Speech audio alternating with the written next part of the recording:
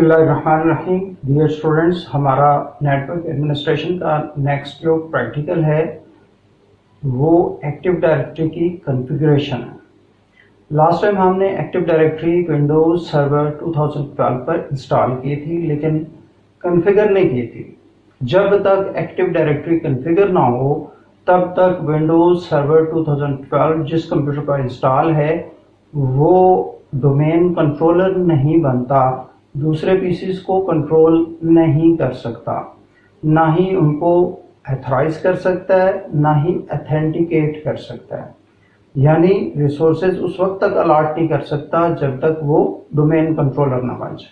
तो domain controller बनने के लिए आज हम उसमें एक्टिव डायरेक्टरी कॉन्फ़िगर करेंगे। तो लास्ट टाइम हमने ये बात की थी promoting a server to domain controller. तो वो कैसे प्रोमोट होगा डोमेन कंट्रोलर में, जब हम उसमें एक्टिव डायरेक्टरी कॉन्फ़िगर करेंगे। तो एक्टिव डायरेक्टरी जब हम कॉन्फ़िगर करते हैं तो उसमें जो खास बात है वो ये है कि उसको डोमेन नेम देना पड़ता है। डोमेन नेम देना पड़ता है। ये हमने सेकेंड ईयर में पढ़ा था, डोमेन नेम सिस्टम। तो हमने डोमेन नेम पढ़ा, उसमें ये भी पढ़ा था कि हर डोमेन का कोई ना कोई नाम होता है और हर डोमेन नेम में डॉट आता है। जैसे CIT.KIT ये डोमेन नेम है।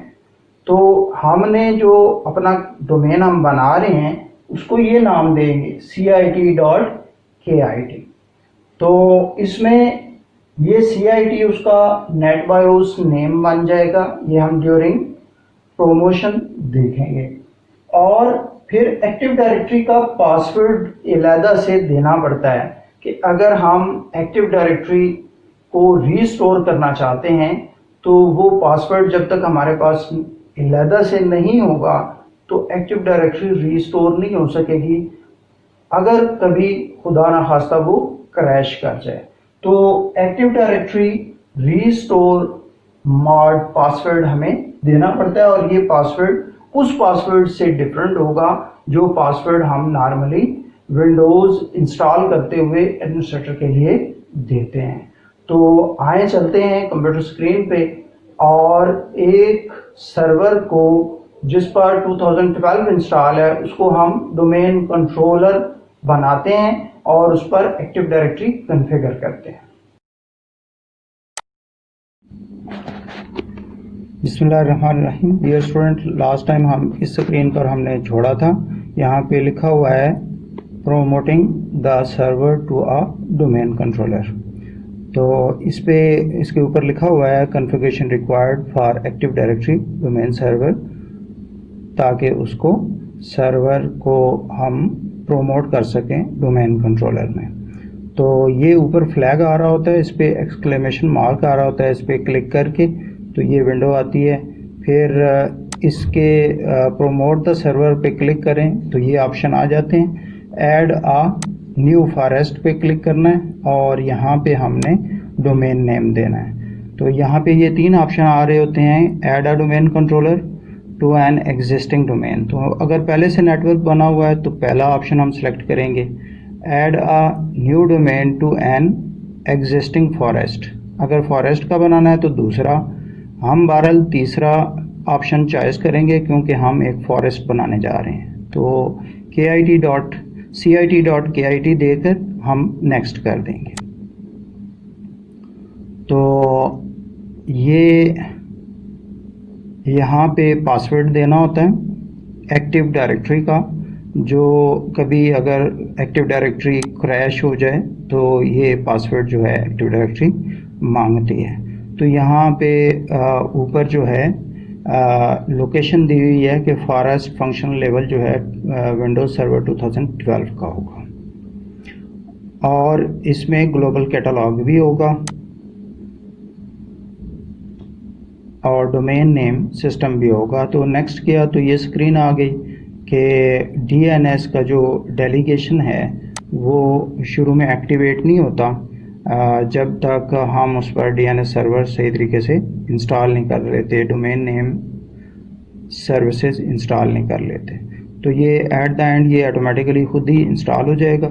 तो राइट नाउ ये इसलिए मैसेज आ रहा है कि DNS की सर्विसेज अभी इसमें इंस्टॉल्ड नहीं है।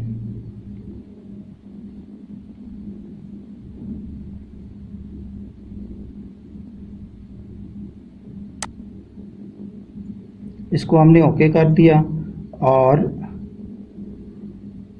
फिलहाल हम क्रिएट नहीं करेंगे, वो ऑटोमेटिकली बाद में क्रिएट हो जाएगा। नेक्स्ट हम करेंगे।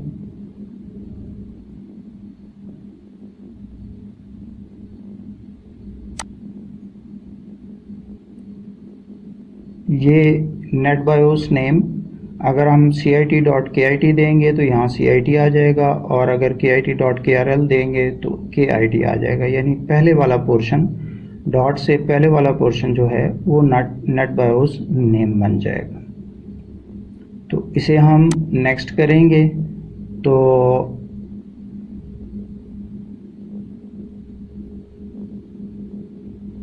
ये लोकेशंस आ गई कि डेटाबेस फोल्डर कहाँ पे होगा, लॉग फाइल्स कहाँ पे होंगी, सिसवाल फोल्डर कहाँ पे होगा, ये उनके पाथ दिए हुए हैं। ये अक्सर एग्ज़ाम में पूछे जाते हैं, ये हमें याद रखने चाहिए। तो ये सारी डिटेल आ गई जो हमने सिलेक्ट की।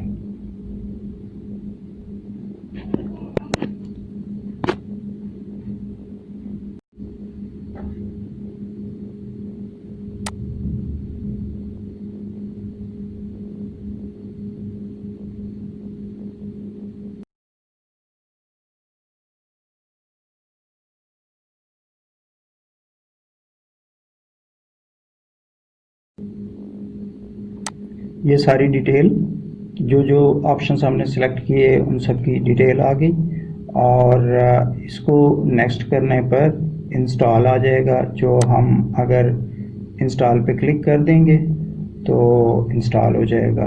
ऑल प्री रिक्विजिट्स, जितने भी प्री रिक्विजिट्स थे एक्टिव डायरेक्टरी के, वो सारे पूरे हो गए हैं। यानी अगर आप पहले से आपने IP एड्रेस दिया हुआ है और ऐसे ही कंप्यूटर नेम दिया हुआ है और ऐसे ही डोमेन नेम आपने सही दिया है, तो ये सारे ये प्री रिक्विजिट्स पूरे हो जाते हैं। और इंस्टॉल होने के बाद ये खुद ही कहता है कि you are about to sign off और रीस्टार्ट।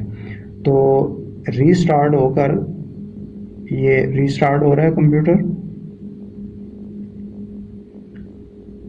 रीस्टार्ट होने के बाद हम जो ही एडमिनिस्ट्रेटर से लॉगिन करेंगे तो हमारा कंप्यूटर जो है वो डोमेन कंट्रोलर बन चुका होगा। रीस्टार्ट होकर जो ही कंप्यूटर ऑन होगा तो एडमिनिस्ट्रेटर से हम लॉगिन करेंगे तो हमारा कंप्यूटर डोमेन कंट्रोलर बन चुका होगा। ये कैसे पता चलता है कि हमारा कंप्यूटर जो है वो डोमेन कंट्रोलर बन चुका है? तो उसके शुरू में अगर हमने KIT दिया था तो KIT लिखा हुआ आ रहा होगा, और अगर कोई और डोमेन नेम दिया था तो वो शुरू में लिखा हुआ आ रहा होता है। ये अगर कंट्रोल ऑल्ट डेल हम प्रेस करेंगे तो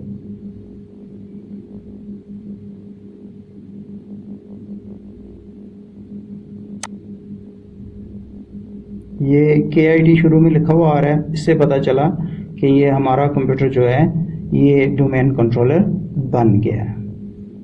तो अब हम जो ही एडमिनिस्ट्रेटर का पासवर्ड देंगे तो ये सारी सेटिंग्स करके हमारे सामने सर्वर मैनेजर खोलेगा, और सर्वर मैनेजर के खुलने पर हम देख सकते हैं कि उसमें एक्टिव डायरेक्टरी सर्विसेज इंस्टॉल्ड होंगी, और सर्वर का नाम भी kit.krl या cit.kit लिखा हुआ आ रहा होगा सामने। यहाँ मैंने नाम kit.krl दिया है तो वो नाम सामने लिखा हुआ आ रहा होगा, और ये सारा कुछ सर्वर मैनेजर से देख सकते हैं हम।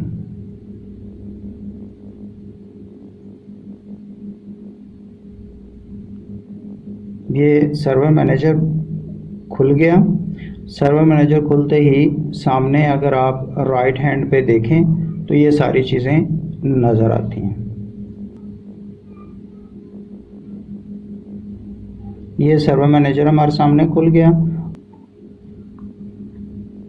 ये देखें, ये एक्टिव डायरेक्टरी सर्विसेज, और ये DNS, और ये फाइल एंड स्टोरेज सर्विसेज, और ये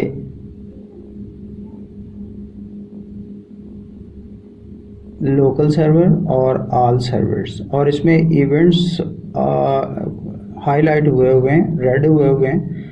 तो ये देखें DNS भी इंस्टॉल हो गया, एक्टिव डायरेक्टरी सर्विसेज भी इंस्टॉल हो गई। अगर आप लोकल सर्वर पे क्लिक करें तो ये नाम लिखा हुआ आ रहा है माई सर्वर, और अभी इसका IP एड्रेस भी लिखा हुआ आ जाएगा, और ये इसका डोमेन नेम भी लिखा हुआ आ गया है KIT.KRL, और IP एड्रेस भी लिखा हुआ आ गया। तो ये सारी चीज़ें हम यहाँ पर देख सकते हैं।